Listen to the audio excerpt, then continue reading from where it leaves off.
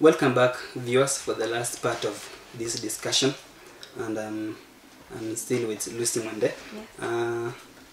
We are talking about mats and the customers for these mats. How do you make your mats attractive? For starters, they come in, they're customized. Can you explain that? Customized meaning you come, give me an order, and then you check out the styles, the designs I have, the colors I have, or whichever colors that you want. It all boils down to you. What color do you like most? Which style do you like most? So I make it. So that's how I make them attractive. Because allow me to use this example. Yeah. When you go to supermarkets to buy a mat, at the end of the day you might end up with a mat that you didn't want. Okay, you might end up with a blue mat while your house is red or orange, and this brings about you might even stop liking your house because you have a mat that does not even fit in any of your interiors.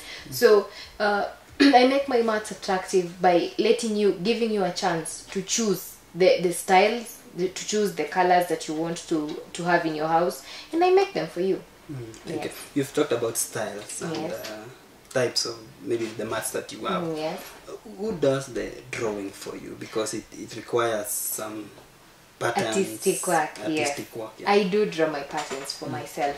And if it also goes to the internet. I use the internet to get my ideas. I use the internet to get some styles. If somebody comes to me and tells me, I want a blue mat, I want a green mat, but I don't know the style, I don't know, just you make me a green mat. And then I go to the internet, I look for a style that might suit that person, if it's masculine or feminine, depending on the person, and I make it. Okay. Yes. These mats, when they are already maybe sold to someone, do you also offer maintenance services? Because sometimes these things are really very difficult to maintain.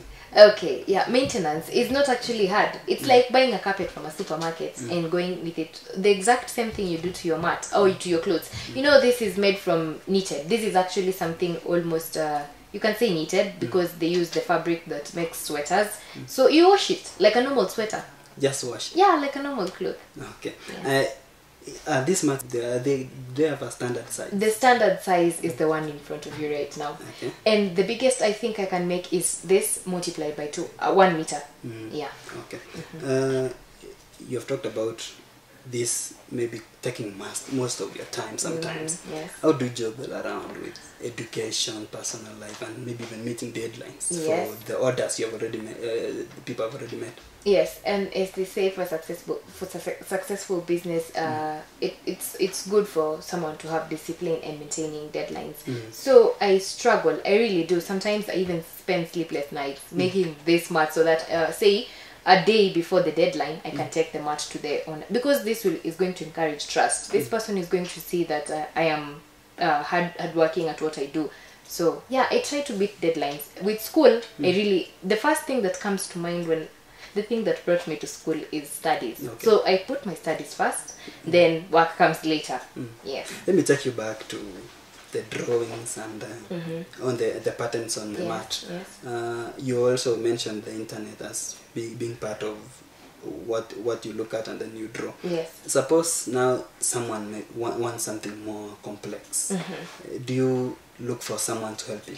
If someone wants something more complex, they must have an idea of that complex thing. They must have seen it somewhere or taken a picture of it. So they give me the picture, and if I need help from someone, I have friends who draw, I have friends who deal with art. So I ask, if it's too complicated for me, I do ask their help, and they do help me.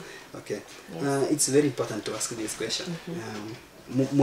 Most times when we as men see this, we usually attribute this kind of art to the female gender. Yes. Is there an opportunity for even a male person to do this? I actually have a friend who makes mats. It's not limited to the feminine gender. It's not limited to anyone. Actually, anyone can make these mats. It doesn't make you look like a woman just because you're making a mat. It does not. At the end of the day, you still earn some money. You have some money in your pocket.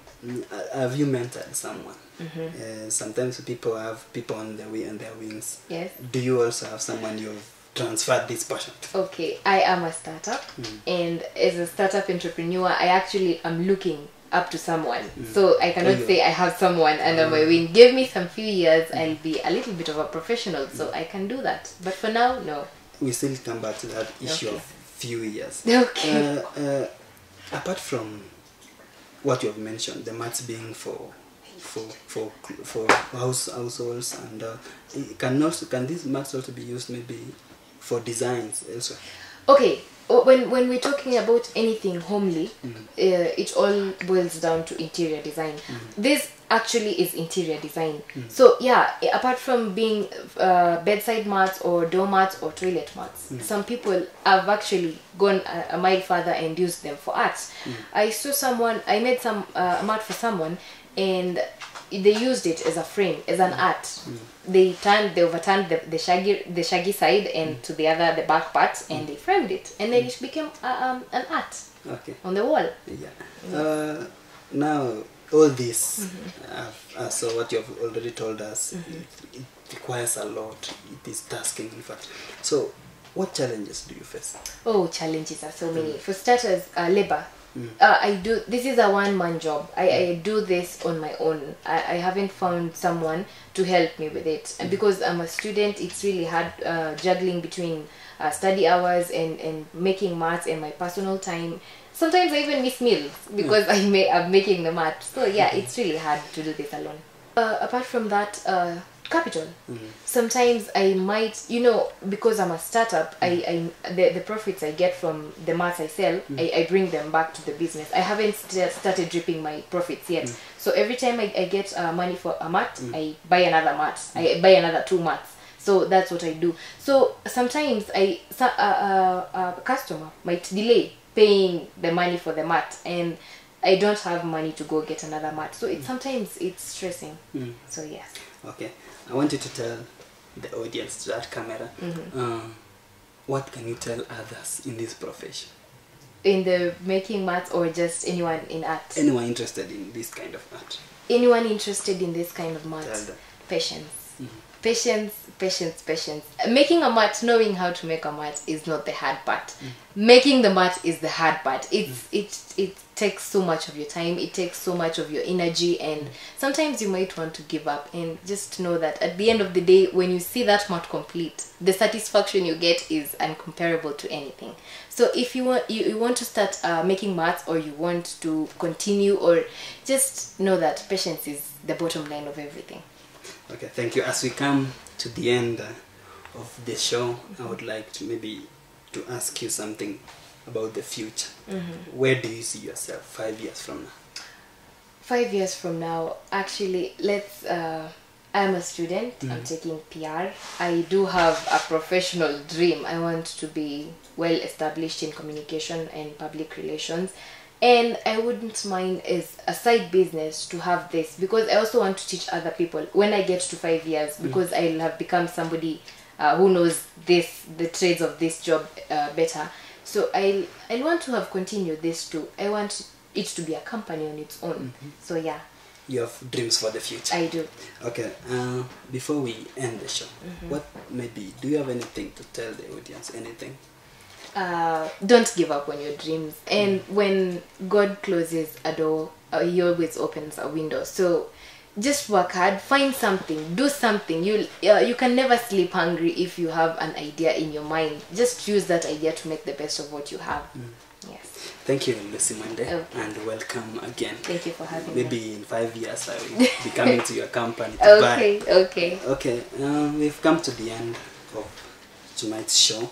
It has been interesting and informative. You've told us some of the things maybe we didn't even have an idea about, and we appreciate that. So as we come to the end of the show, be sure to catch us next week for another exciting episode of The Sentinel. I'm your host, Nyati Chilori. Keep it locked, KTS.